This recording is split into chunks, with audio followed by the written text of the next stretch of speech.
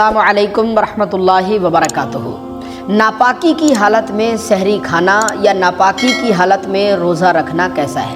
بعض اوقات ایسا ہوتا ہے کہ رات کے وقت میں آپ کو احتلام ہو گیا یا میاں بیوی نے حقوق زوجیت ادا کر لیا جس کی وجہ سے دونوں ناپاک ہو گئے، یا کوئی دوسری ایسی صورت پائی گئی جس کی وجہ سے آپ ناپاک ہو گئے اور ناپاکی کی حالت میں آپ سو گئے، اور سحری کے وقت میں اتنی تاخیر سے اتنی دیر سے آپ کی آنکھ کھلتی ہے کہ اگر آپ غسل کریں گے، آپ پاکی حاصل کریں گے تو سحری کا وقت نکل جائے گا اور آپ سحری نہیں کر پائیں گے۔ تو سوال یہ ہے کہ کیا ناپاکی کی حالت میں سحری کرنا صحیح ہے، اور ناپاکی کی حالت میں سحری کرنے کے بعد جو روزہ رکھا جائے گا وہ روزہ درست ہوگا یا نہیں ہوگا؟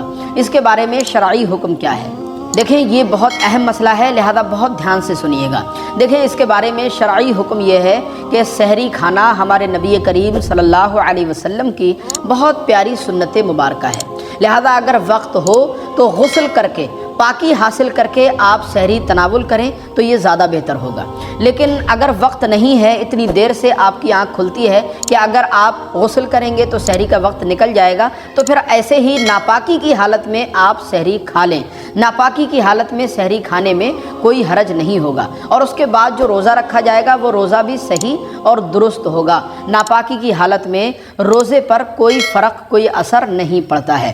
ہاں، البتہ اتنا ضرور یاد رکھیں کہ اس کے بعد پھر غسل کرنے میں اتنی تاخیر، اتنی دیر نہ کی جائے کہ فجر کی نماز چھوٹ جائے، فجر کی نماز قضا ہو جائے۔ اگر غسل کرنے میں اتنی تاخیر کر دی کہ فجر کی نماز چھوٹ گئی تو یہ سخت گناہ کا باعث ہے، بلکہ یہ ناجائز اور حرام ہے۔